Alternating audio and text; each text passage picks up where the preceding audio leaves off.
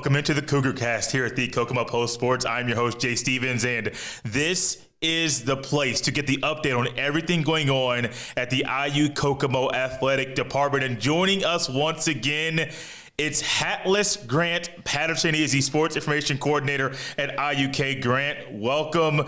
No hat. It's a little weird, man. Yeah, I figured I'd switch it up this week. Maybe you were sick of the hat. Maybe a little glare or something. Maybe I'd just change it and show off my new haircut I got. This week, it's Halloween week. It's hit a day before this show's coming out. But also, it snowed outside. I'm not a fan of snow. I like Halloween, seeing the costumes. That combination, to me, Grant, doesn't go together. Yeah, I'm not a fan of, definitely, I'm cool with snow as long as it doesn't affect the roads. Like, I like to get where I'm going pretty quick. Like, I'm the type of guy that runs late a little, so when it snows and stuff, then I got to watch myself, be a little more careful. Not a fan of snow, but I am a fan of watching football games that include snow. I am too. My dad recently, I talked to him before going to a game on a Friday night, and he said, yeah, it's going to snow, possibly on Halloween. I didn't say this out loud. He's going to watch this and hear me say this. I didn't believe him. I also didn't want to believe him, but I didn't believe him. And so it's snowing, Dad. You were right. You had the right newsman in your corner, and your son, Jay, did not listen or didn't believe you at the time. I don't like snow. Are you so snow, football, those two go hand in hand? Yeah, for me, I mean, not too much of it. Like, I thought this week, if you watch the Kansas City Chiefs-Denver Broncos game, I thought maybe hopefully the snow was the reason for why the Chiefs looked like that. Because even though I'm not a Chiefs fan, I enjoy watching good football, and they're one of the best brands of football there is. So I think snow and football do go together. But once it starts being miserable football, then we need to scale it back a bit. Have you been converted to being a Swiftie? I'm not a Swiftie, no. In fact, I strongly believe that Travis Kelce may have given her more fame, put her on the map possibly. My man right there. Let's get away from the Travis Kelce, Taylor Swift conversation and get to what's going on at IUK. Grant, it was a busy week last week. It's a busy week once again. Man, yeah, it's definitely a busy week once again, but what a weekend IU Kokomo Athletics had. I'm sure we'll touch on it, but 4 teams in action over the weekend, and we had some impressive wins, starting off with soccer. I mean, winning the conference title, that was huge, but another big week coming up ahead, and we're starting the postseason now. Soccer will start the postseason this week, and volleyball's 1 week away, so excited to kick things off. Later in today's show, Miss Sohaila Akhavein will be here with us talking about soccer, the championship, and what's coming up in the River States Conference Championship quarterfinal that IUK will be hosting. The soccer team, I believe I saw, they had a young lady named Defensive Player of the Week. That's correct. Brooklyn Garber, the hometown product out of Western High School. She was named Defensive Player of the Week in the River States Conference. So honoring her defensive efforts, played 173 of a possible 180 minutes last week and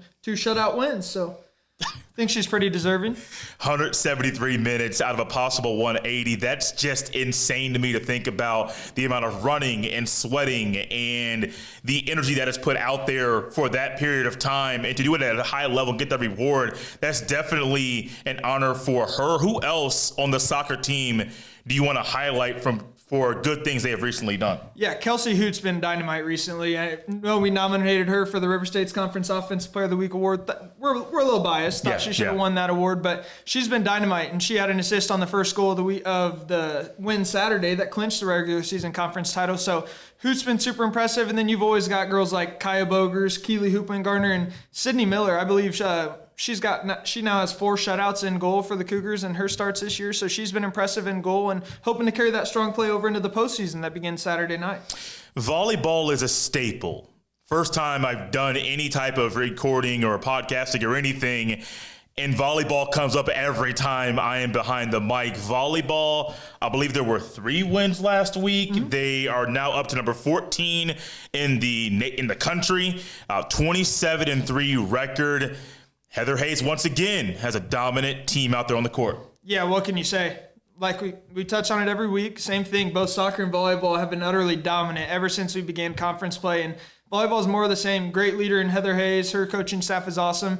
But then just the consistency of the program is what's been impressive. I think the win streak's up to 22. We confirmed that is a program record for a win streak. We haven't been to a program for long, but 22 wins. Man. It normally takes a program more than 10 years to achieve a 22-game win streak. So that's been awesome to be a part of, and not really be a part of, but just watch, see the gym, see the fans come out and support the team. And we're hoping that support carries over into the postseason as we host some home events.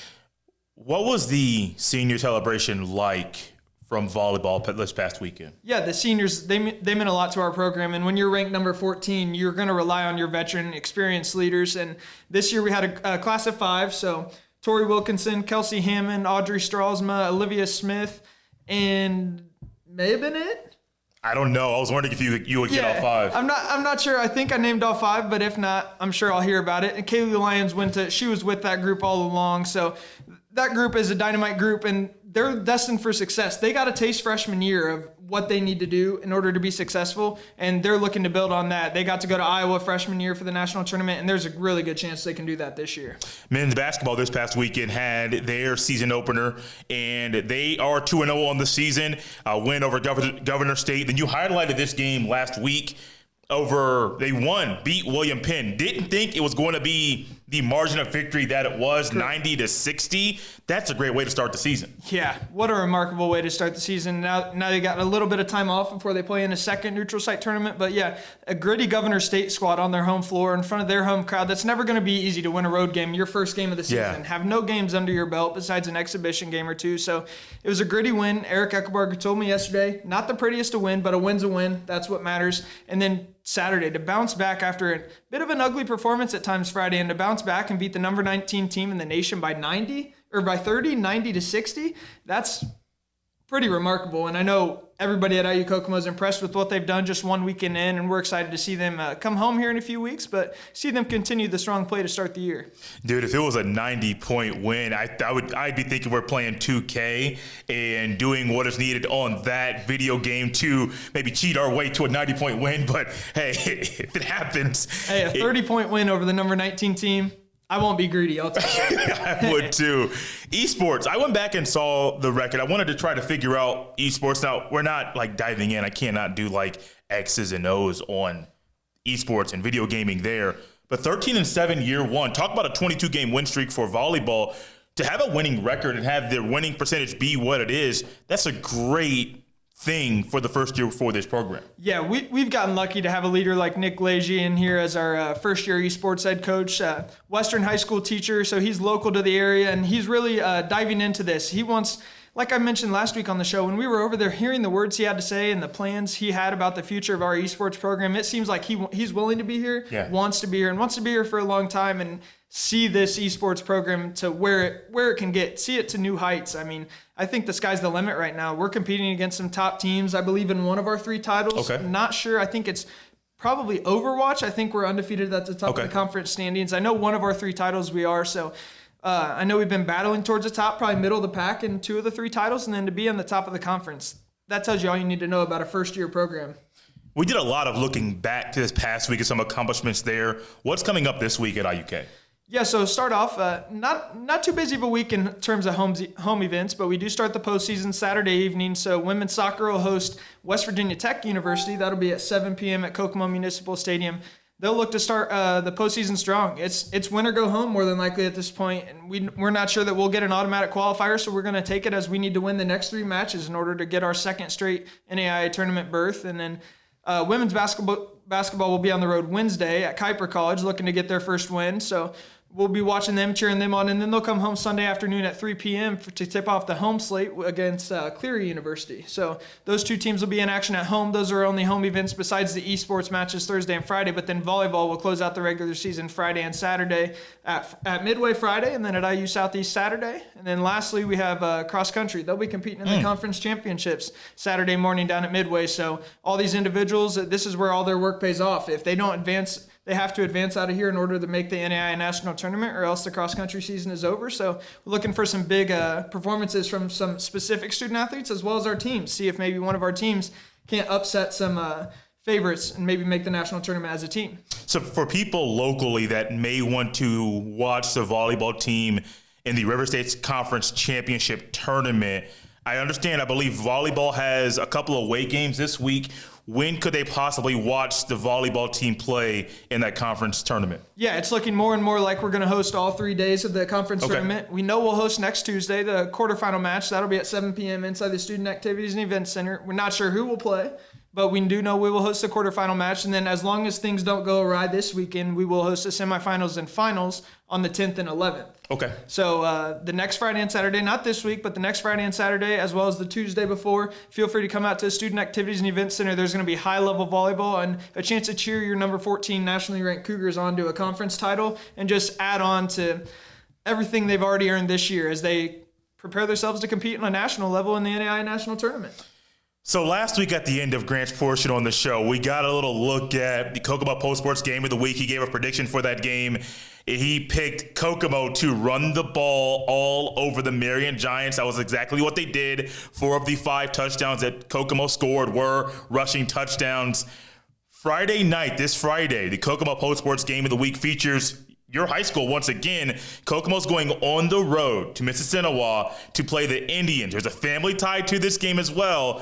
Grant, putting you on the spot, who do you think wins Friday night? This is a sectional championship. The winner goes on to the regional. Do you think Kokomo wins once again, or do you think Mississinawa wins this game? I'm going to take a lot of slack for this. Having a mom and grandparents who went to Mississinawa and grew up in Gas City, I'm going to take a good amount of slack for this. And just had a family reunion yesterday where all my Mississinawa family and Gas City relatives were dogging me and, oh, Kokomo doesn't have it this year. They're no good. Well, they're in for a rude awakening Friday night when the Colby boys come to town and lead this team into a victory. It's going to be a tight game. I think it'll probably be like a 27-21, but it's going to be a tight game, and I believe in our guys, Andrew Barker and Reese Beard. They're talented, plenty talented enough, along with the other supporting cast we have, and all my faith is in the Colbys. Great family, great people, and a great coaching staff. They'll get the job done.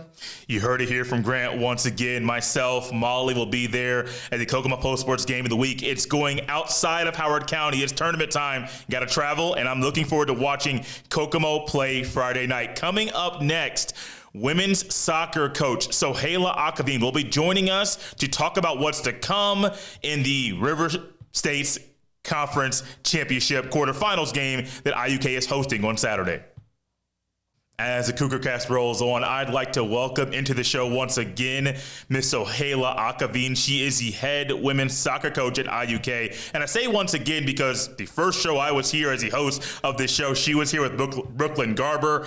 Brooklyn's not here. Got in the world. We'll definitely touch on that. But you're back. Welcome back to the show. Thanks for having me. It's so great to be here. You guys put on such a great show, and IU Kokomo Athletics is grateful to have you guys. I want to say congratulations as well, clinching the River States Conference regular season title. The tournament starts Saturday. You're hosting once again. I'm excited because I saw a video, I think it was last year, where you brought a trophy in here during recording of the Cougar Cast. And I'm hoping selfishly that we get the honor to do that once again.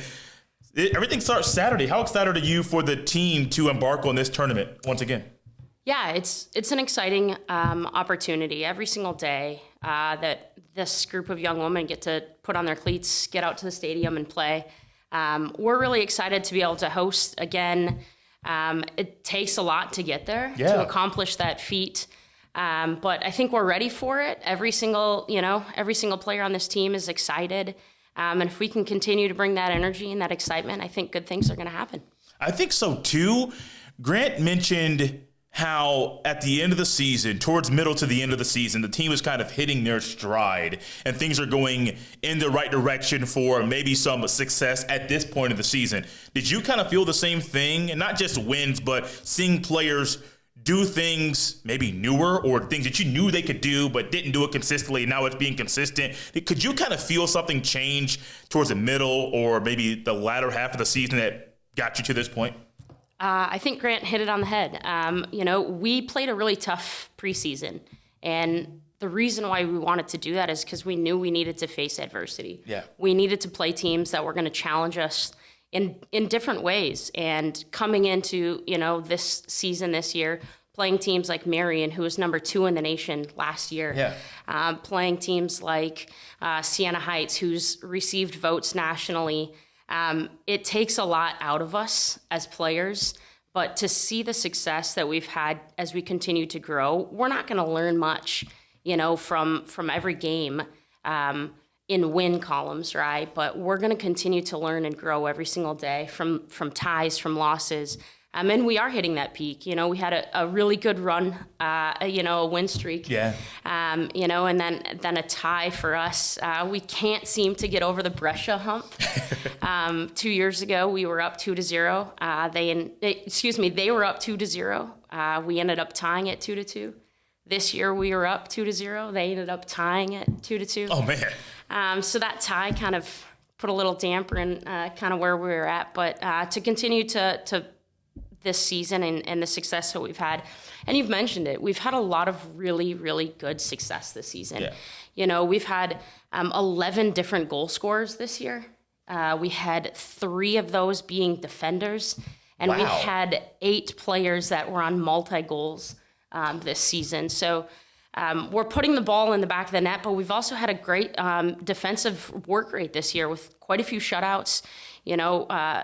Grant talked about Sydney Miller. She's been great for us in goal this year, but Kylie Moore, who has stepped up as well again last season. Alicia Burns, who we have in goal at times. So defensively, we've done a lot of really great things, but to see the success on the attacking side of things has been pretty impressive for us. You mentioned the word grow, and you talking about it in context with the team. How have you grown this year? I think, for myself, I've been able to continue to learn and grow from what we're doing in practices and games.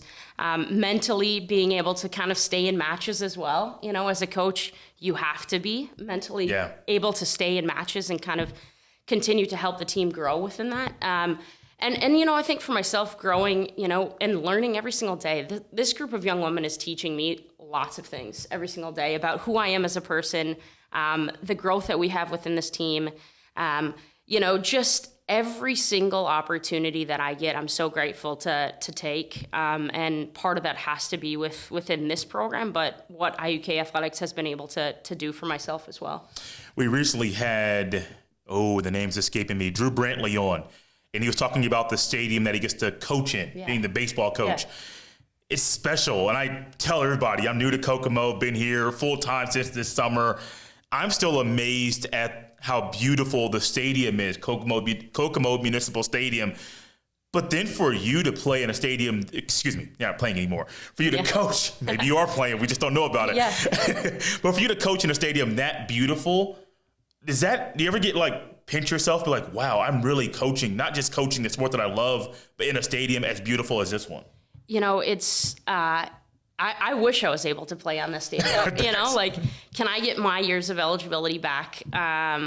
But it's a really fun atmosphere, how intimate it is. Our players kind of give us crap all the time of Coach, can we just have night games? Because they really love that atmosphere with the lights off, the fans pretty close, pretty intimate. The way that the stadium is kind of set up with our players running out kind of in the tunnel to be welcomed onto the field. It's just a really cool atmosphere. And I will say it's probably one of the best surfaces to play on in our conference. Rio Grande has a great grass field, but I'll put a plug in. Ours is, I think, absolutely the best that we can play on. I was wondering about that because I don't know how soccer players view artificial versus grass. I know there's pros and cons maybe for both, but I'm going to take your word for it. It is the best because a coach likes it. Yes. Let's just put it that way. Yeah. Why do you like it so much, though? Why is it such a good field to play on? I think, again, it's the atmosphere. It's really close. It's really intimate. As players are young, when they start to play soccer, their parents, their coaches are kind of on the sideline, right? And they're kind of right there in that feeling. And it kind of feels that way. It feels, you can hear fans. You can hear, parents individually. You can hear our fans. But with the way it's set up in downtown Kokomo and the lights, when we are playing at night, it's just a fun, enjoyable atmosphere for every single person to be a part of. Looking ahead to the game this coming Saturday at Kokomo Municipal Stadium, hosting it, River State's Conference Championship quarterfinal matchup. I know there's excitement. There's probably nerves. Absolutely. Do the nerves outweigh the excitement about how you feel at the beginning of this week going into that game? I think, the nerves are always going to be there, no matter what game you play. If it's going to be a final, if it's the first game of the season, if it's, in the middle of the season, the championship game at the NAIA National Tournament. You're always going to have those nerves. It's how you deal with it, right? And I think what we've been able to do this season is kind of deal with those nerves, deal with those, those shortcomings at times of like, how do I get through the mental side of the game? I think we'll do a really good job this Saturday of kind of helping our players get through that process. It helps that we kind of went through it last year. We're actually playing one more game than what we did last year, though. Okay. Last year we had the first round bye, and we just played in the semifinal and then the final. But so it's one more game, but we have to treat it as one game individually, every single match. And I think our players are absolutely ready for it. I know I'm really excited for it. Our coaching staff is really excited for it. So it should be a great game. Brooklyn Garber. Yeah. She was on with us the last time when you were here. Yeah. And she won the River States Conference Defensive Player of the Week. This isn't the first time that Brooklyn's name has come across in talking about soccer and the accomplishments that she's had this season. Not even looking to the past, but this season alone. Going back to that word grow, how have you seen her grow this year? Yeah, I think she has grown into a very strong leader for our program. This is her, her senior year. We have seen her step up on the vocal side of things, being a really big vocal leader. But as a center back, it's almost, recognize that you should be that vocal leader. Yeah.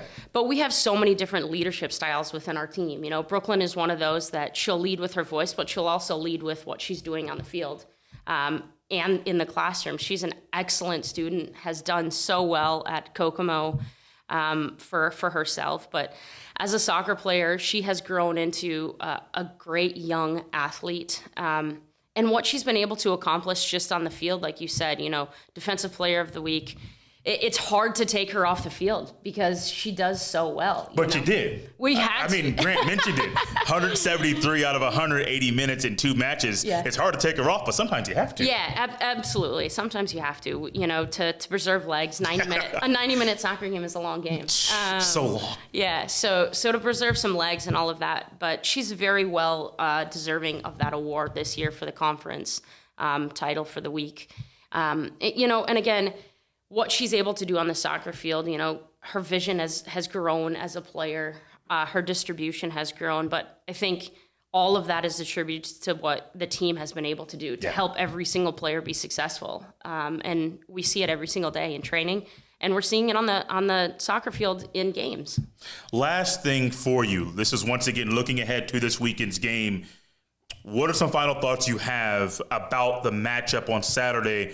Quarterfinal game, it's at home. You mentioned the girls loving to play at night. Yeah. It's a night game. What are some final thoughts you have about that game on Saturday night? I think if we just come out, excited to play, right? The passion and the love that every single one of these players have for this game. West Virginia Tech is a good program. They're going to have, a little bit of revenge because we beat them 5-0 in the regular season. Revenge, you're right. So they're going to come out and do everything that they can to kind of, win that match. But most importantly, the things that we're looking forward to is continued growth, learning from what we did the last time we played them, even learning from what we did on Saturday when we played Rio to clinch the regular season conference win. I think as we go into Saturday, the more people can come out and support, the better off we're going to be. I think we've got a lot of really good support within the IU Kokomo Athletics department and people in Kokomo itself. Our players thrive under pressure, to be honest. They like having the pressure put on their backs. And I think that's something that we've talked about all season is how do we deal with that pressure? How do we deal with that adversity? And again, just showing up. And if we show up and we do what we're supposed to be doing and continue to have love and passion for what we're doing, I think Saturday is gonna go our way. I hope it does. I definitely hope it goes your way. I appreciate Sohaila Akhavein for coming on the show once again, the head soccer coach at IUK. I appreciate Grant Patterson for coming on the show as well, the sports information coordinator at IUK. This has been the Cougar Cast. We'll see you next time.